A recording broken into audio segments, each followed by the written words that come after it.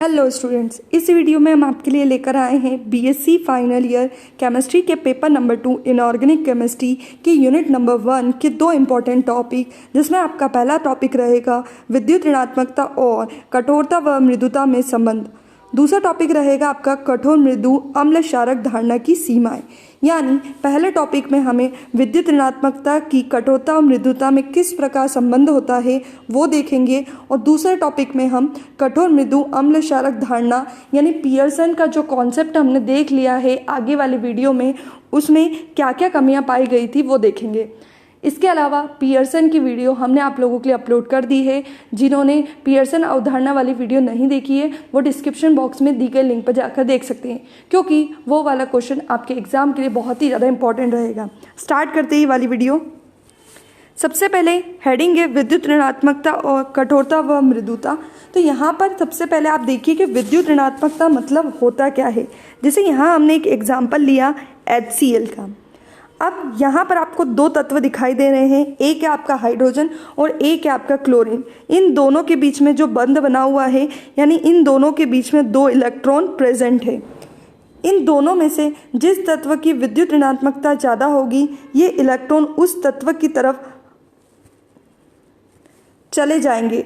तो तत्व का ऐसे गुण जो कि दोनों इलेक्ट्रॉन को अपनी तरफ आकर्षित करने की प्रवृत्ति रखता है, उस गुण को हम विद्युत ऋणात्मकता कहते हैं। यहाँ हाइड्रोजन और क्लोरीन में क्लोरीन की विद्युत ऋणात्मकता ज़्यादा होती है, इसलिए क्लोरीन दोनों इलेक्ट्रॉन को यानी इलेक्ट्रॉन के युग्म को अपनी तरफ आकर्षित कर लेता है। इसलिए हम कहेंगे कि क्लोरीन की विद्युत ऋणात्मकता ज़्यादा है और हाइड्रोजन की विद्युत ऋणात्मकता कम होती है। अब हम देखते हैं विद्युत ऋणात्मकता और कठोरता और मृदुता किस प्रकार संबंधित होते हैं।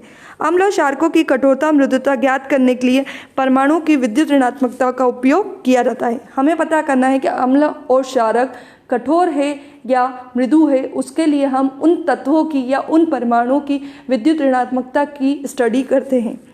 कठोर अम्ल तथा कठोर क्षारकों की पाउलिंग विद्युत ऋणात्मकता में बहुत अधिक अंतर पाया जाता है। अब ये बोल रहा है कि जो कठोर अम्ल होते हैं और कठोर क्षारक होते हैं, उन दोनों के बीच में विद्युत ऋणात्मकता के बीच बहुत अधिक अंतर पाया जाता है। आगे लिखा है यह अंतर कम से कम 1.8 पाया जाता है, यानी कठोर अम्ल और कठोर क्षारक के बीच विद्युत ऋणात्मकता का अंतर 1.8 तक पाया जाता है। इसके विपरीत यदि हम मृदु अम्ल और मृदु क्षारक की बात करें तो विद्युत ऋणात्मकता में बहुत समानता पाई जाती है। ये बोल रहा है कि यदि हम कठोर की जगह मृदु अम्ल और मृदु क्षारक अगर लेते हैं तो उन दोनों के बीच में जो विद्युत ऋणात्मकता होती है उनमें समानता पाई जाती है। यानी मृदु अम्ल और मृदु क्षारक की विद्युत ऋणात्मकता एक जैसी होती है, लेकिन कठोर अम्ल और कठोर क्षारक की विद्युत ऋणात्मकता में बहुत अधिक अंतर पाया जाता है। आगे लिखा है मृदु अम्लों की विद्युत ऋणात्मकता के मान 1.9 से 2.54 तक होते हैं। यहाँ पर हमें मृदु अम्लों की विद्युत ऋणात्मकता का मान दिया गया है जो होता है 1.9 से 2.54, और मृदु क्षारों की विद्युत ऋणात्मकता के मान होते हैं 2.1 से 2.96। यानी ये देखो, ये दोनों वैल्यू और ये दोनों वैल्यू, इन दोनों में ज़्यादा अंतर नहीं है। मृदु अम्लों की होती है 1.9 से 2.54 और मृदु क्षारों की होती है 2.1 से 2.96 तक। यानी हम कह सकते हैं कि मृदु अम्ल और मृदु क्षारों की विद्युत ऋणात्मकता में थोड़ी समानता पाई जाती है। आगे लिखा है कठोर अम्लों की विद्युत ऋणात्मकता के मान 0.7 से 1.6 तक होते हैं और कठोर क्षारकों की विद्युत ऋणात्मकता के मान 3.44 से 3.98 होते हैं।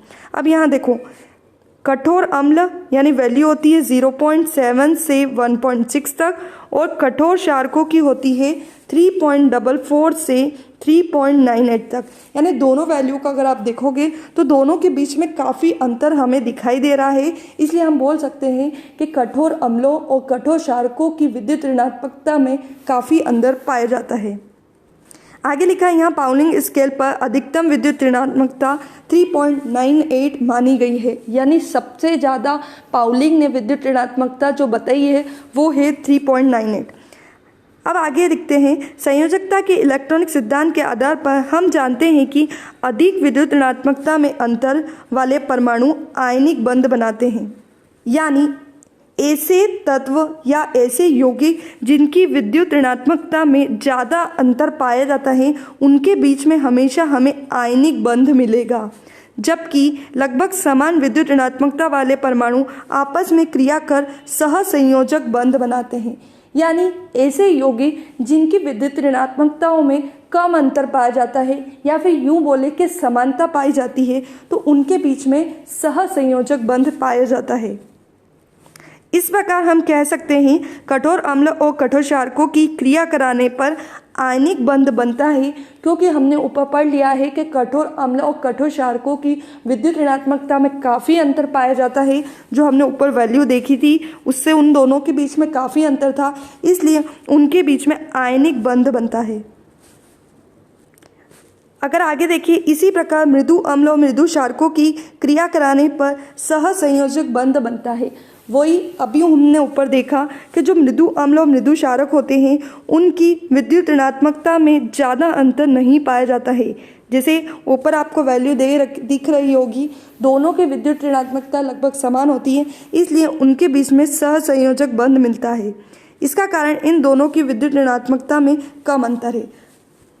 इस तरह हमने देखा कि यदि मृदु अम्ल और मृदु क्षारकों की विद्युत ऋणात्मकता समान होती है तो उनके बीच में सहसंयोजक बंध बनता है, और कठोर अम्लों और कठोर क्षारकों की विद्युत ऋणात्मकता में अंतर पाया जाता है, इसलिए उनके बीच में आयनिक बंध बनता है। तो अब हम चलते हैं हमारे दूसरे टॉपिक की तरफ।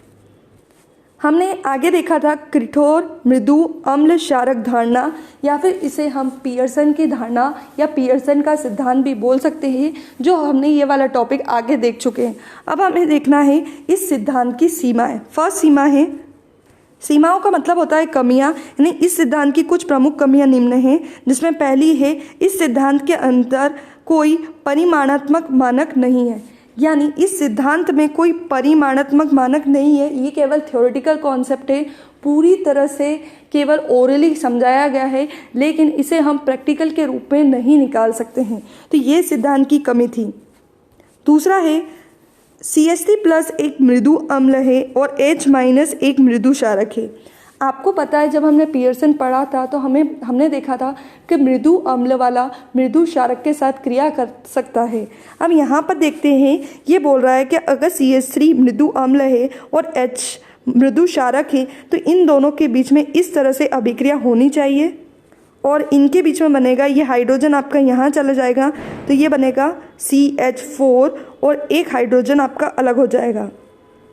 यानी कठोर मृदु अम्ल क्षारक धारणा के अनुसार ये वाली रिएक्शन होना चाहिए, क्योंकि एक मृदु अम्ल है और दूसरा मृदु क्षारक है। लेकिन उपयुक्त क्रिया अत्यधिक एंथैल्पी परिवर्तन के कारण अग्र दिशा में नहीं होती है। यानी एक सी अभिक्रिया जिसमें मृदु अम्ल है और मृदु क्षारक है तो भी ये अभिक्रिया नहीं हो पाती है, जिसे पियर्सन की अवधारणा नहीं समझा पाती है, जो इस अवधारणा की या इस सिद्धांत की कमियां हैं। थर्ड पॉइंट है CH3COOH तथा C2H5OH की क्रिया में दो प्रकार का विभाजन संभव है। सबसे पहले हम CH3COOH का विभाजन देखते हैं। CH3CO को यदि जब हम ब्रेक करेंगे तो ये दो तरह से ब्रेक होता है। देखो, पहले में CH3CO अलग होगा जिस पे प्लस आ जाएगा और पीछे से OH- अलग हो जाएगा। दूसरे में देखें तो ये CH3COO- अलग हो जाएगा और पीछे से आपका H+ अलग हो जाएगा। तो ये दो प्रकार का विभाजन संभव है। उसी तरह से दूसरे में देखें तो C2H5O- अलग और H+ अलग हो जाएगा, तो आपको ये मिलेगा। या फिर आपका C2H5+ अलग हो जाएगा और OH- अलग हो जाएगा।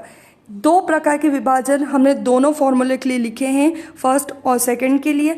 अब ये नीचे बोल रहा है प्रथम विभाजन ही कठोर मृदु अम्ल क्षारक धारणा का पालन करता है और द्वितीय नहीं करता है। यानी ये ऊपर वाले जो विभाजन हैं ये कठोर मृदु अम्ल क्षारक धारणा को फॉलो करते हैं, लेकिन दूसरे नहीं करते हैं, जिसे पियर्सन अवधारणा समझा नहीं पाती है। तो ये पियर्सन की कमियां हैं। इस तरह हमने इस टॉपिक में देखी कठोर मृदु अम्ल क्षारक धारणा की सीमाएं। तो आई होप ये दोनों टॉपिक आपको क्लियर हो गए होंगे। अब हम मिलते हैं नेक्स्ट वीडियो में अगले इंपॉर्टेंट टॉपिक के साथ। Thank you.